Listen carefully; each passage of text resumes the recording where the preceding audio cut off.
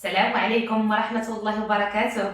أخواتي، كيف الحال؟ لاباس عليكم؟ كنطلب الله سبحانه وتعالى باش تكونوا بخير وعلى خير وتكونوا في أحسن حال يا رب العالمين.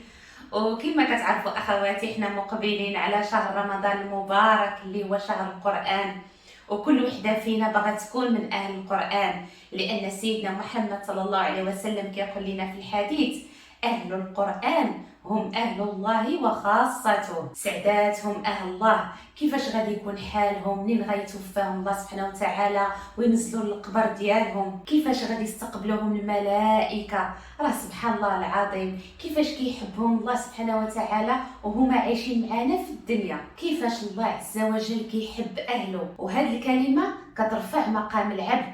ملي كيقول النبي صلى الله عليه وسلم: هذا من أهل الله وخاصته يعني من المقربين، كيترفع المقام والشأن ديال الإنسان في هذه الدنيا. إذا بغيتي تكوني من أهل الله خاصك تكوني من أهل القرآن، يعني ما خاصكش تهجري القرآن. وإلا بغيتي تصاحبي القرآن خاصك ديري الحاجات اللي هما عكس هجر القرآن. والعلماء ذكروا لنا بأن هجر القرآن كيكون على 5 أوجه. إذا باش تكوني من أهل الله المقربين خاصك 5 ديال الأمور. عندنا أول حاجة، إلا بغيتي تصاحبي القرآن وتكوني من أهل الله خاصك تسمعي القرآن، باش ما تكونيش من الناس اللي كيهجروا سماع القرآن. سمعيه بكل إخلاص، حسي بأنك انتي اللي كيخاطبك الله سبحانه وتعالى. بحال الصحابي الجليل بن مسعود رضي الله عنه كان كيقول: إذا سمعتم يا أيها الذين آمنوا، راه الله كيكلمك، أعطيه السمع ديالك، فإنه إما خير تؤمر به وإما شر تنهى عنه. لأن راه كاينين بزاف ديال الناس يعني كيشعلوا القرآن في البيوت ديالهم ولا في السيارة ولا في العمل، ولكن ما كيسمعوش ليه وكيقدروا يتكلموا وما كيعطيوهاش احترام. وكاينه اللي كتقول: أنا يوميا كنشعل القرآن في الدار ديالي، كنشعل سورة البقرة. نعم هادشي راه مزيان، ولكن القرآن عطيه ودنيك باش تاخدي الاجر ديال سماع القرآن، على الاقل واخا غير 10 دقائق في النهار. راه حنا في اليوم والليله راه عندنا 24 ساعه، وإلا خديتي منها 8 ديال السوايع ديال النوم في الليل راه كتبقى لك 16 ساعه وانت فايقه. يعني هاد 16 ساعه خدي منها واخا غير 10 دقائق، اعطيها لسماع القرآن وركزي معاه وحسي به، وتكون عندك رساله كل يوم آية كتستافدي منها. عندنا تاني حاجة، إلا بغيتي تصاحبي القرآن الكريم خاصك تقراي وتدبري معاني الآيات ديالو. حنا كلنا كنبغيو نختموا القرآن كل شهر، يعني خاصك تقراي يوميا 2 ديال الأحزاب باش تكون عندك ختمة في الشهر. وهذا الشيء راه ما كيواظب عليه إلا اللي كيجتهد وكيكون عنده ورد يومي ما كيضيعوش. وكاين الناس اللي كيقراو وكيختموا القرآن غير في شهر رمضان فقط، وكاين اللي عنده معاه علاقة متقطعة، مرة كيقراه مرة ما تيقراهش. المهم على الأقل تكون عندك 2 ختمات في العام كامل. يعني الا قريتي غير 2 ديال الصفحات يوميا راه كتقدري تختمي 2 مرات في السنه. وهاد 2 صفحات يعني تقرايهم يوميا فيما كنتي، في الدار ديالك، في العمل، في السياره. تقدري كاع تصلي بهم النوافل تهزي المصحف وتصلي بهم هذوك 2 صفحات اللي غتقرايهم هذاك النهار. المهم ما خاصش يدوز هذاك النهار كامل وعينيك ما يشوفوش القرآن الكريم.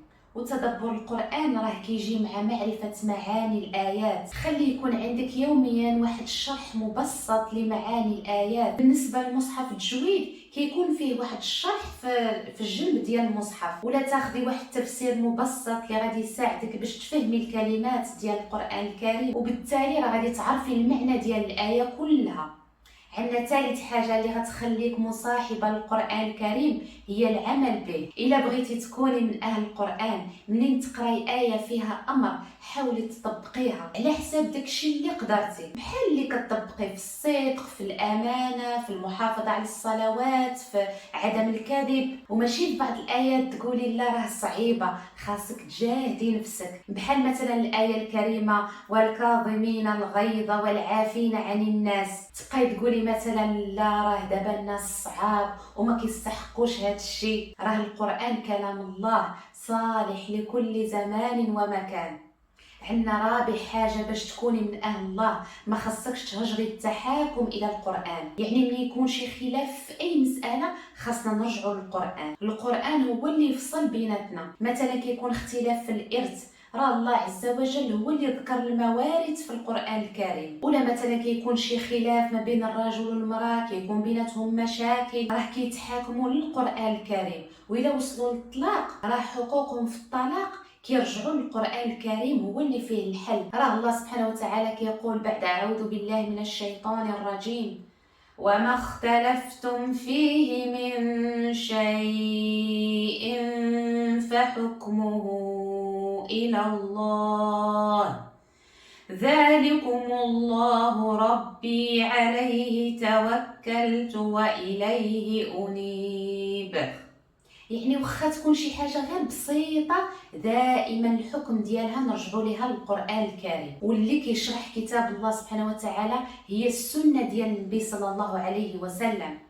اذا اخواتي، الا كان شي واحد عنده اختلاف مع اي واحد في اي مساله، راه خاصو يرجع للقران الكريم، ماشي يدير شغل يديه كيف ما كنقولوا حنا بالدارجه، ولا مثلا ملفين هذا ولا هذا من العاده ديالنا كنديروا هذه الحاجه. ولا كانت هذيك الحاجه موافقه للحكم ديال القران الكريم فنعم، ولا كانت العكس راه فلا. اذا اخواتي، راه خاص يكون الدستور والمرجع ديالنا في اي مساله هو القران الكريم. عندنا خامس حاجه اللي غتخلينا من اهل القران هي الاستشفاء بالقران، سواء كيكون شفاء امراض الجسد ولا شفاء امراض القلوب. راه الله عز وجل امرنا بالاخذ بالاسباب. راه الا مرضتي راه ضروري غتمشي عند الطبيب وغتاخدي الدواء. راه حتى النبي صلى الله عليه وسلم كيقول لنا في الحديث: تداووا فإن الله لم يضع داء إلا وضع له دواء غير الهرم. يعني ما تهمليش صحتك كتمشي عند متخصص وكيوصف لك الدواء وانت في الطريق ديالك كطلبي الله سبحانه وتعالى باش يشافيك. راه الله سبحانه وتعالى كيقول لنا: واذا مرضت فهو يشفين. ومن الاسباب ان القران شافي، راه فيه واحد السر. كيقول لنا الله سبحانه وتعالى بعد اعوذ بالله من الشيطان الرجيم: وننزل من القرآن ما هو شفاء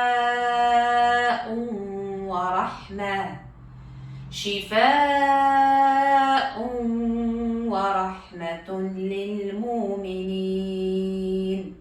والقرآن هو شفاء للأفكار اللي كتكون في القلب وفي العقل، هذيك الأفكار المخيفة، هذيك الوساوس اللي كتكسر الهمة ديال الإنسان. إذا خاص يكون الاستشفاء ببركة القرآن مع الدواء والدعاء. قراي القرآن على الجسد ديالك، أي مكان كتحسي فيه بالألم حطي يديك عليه وقراي عليه سورة الفاتحة. سورة الفاتحة هي الشافية، هي الكافية، هي أم الكتاب. ولا قراي داكشي اللي تيسر ليك، راه القرآن كله شفاء. إذا أخواتي، ناخذ بالأسباب ونستشفاو بالقرآن بواحد الثقة عالية، لأن الله سبحانه وتعالى هو الشافي هو العافي. نعم أخواتي، هاد 5 ديال الأمور نحافظوا عليها باش نكونوا من أهل القرآن، نكونوا مصاحبين للقرآن. وهذا راه وصف ونعت جميل بزاف. كنطلب الله سبحانه وتعالى باش يرزقنا صحبة القرآن الكريم ونكونوا من أهل الله وخاصته. اللهم آمين يا رب العالمين. اللهم صل وسلم وبارك على نبينا محمد وعلى آله وصحبه أجمعين. اللهم اجعلنا من أهل القرآن، اللهم اجعلنا من أهل القرآن، اللهم اجعلنا من أهل القرآن. اللهم أرنا الحق حقا وارزقنا اتباعه، وأرنا الباطل باطلا وارزقنا اجتنابه. اللهم حبب إلينا الإيمان وزينه في قلوبنا، وكره إلينا الكفر والفسوق والعصيان، واجعلنا من الراشدات، واجعلنا من الراشدات، واجعلنا من الراشدات. اللهم اجعل القرآن العظيم ربيع قلوبنا ونور صدورنا وجلاء همومنا وغمومنا.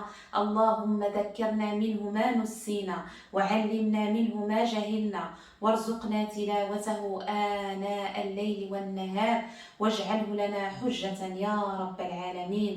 اللهم ارحم موتانا وموتى المسلمين في كل مكان، اللهم ارحمهم في قبورهم، اللهم جدد عليهم من رحماتك يا رب العالمين. اللهم شافي وعافي جميع المرضى، اللهم شافيهم وعافيهم شفاء لا يغادر سقما ولا يبقي ألما يا رب العالمين. رب أوزعني أن أشكر نعمتك التي أنعمت علي وعلى والدي، وأن أعمل صالحا ترضاه، وأصلح لي في ذريتي إني تبت إليك وإني من المسلمين. ربنا هب لنا من أزواجنا وذرياتنا قرة أعين واجعلنا للمتقين إماما. رب اجعلني مقيم الصلاة ومن ذريتي ربنا وتقبل دعاء. ربنا لا تواخذنا إن نسينا أو أخطأنا، ربنا ولا تحمل علينا إصرا كما حملته على الذين من قبلنا، ربنا ولا تحملنا ما لا طاقة لنا به، واعف عنا واغفر لنا وارحمنا، أنت مولانا فانصرنا على القوم الكافرين. سبحانك اللهم وبحمدك، نشهد أن لا إله إلا أنت، نستغفرك ونتوب إليك. عملنا سوءا وظلمنا أنفسنا فاغفر لنا، فإنه لا يغفر الذنوب إلا أنت. سبحان ربك رب العزة عما يصفون، وسلام على المرسلين، والحمد لله رب العالمين.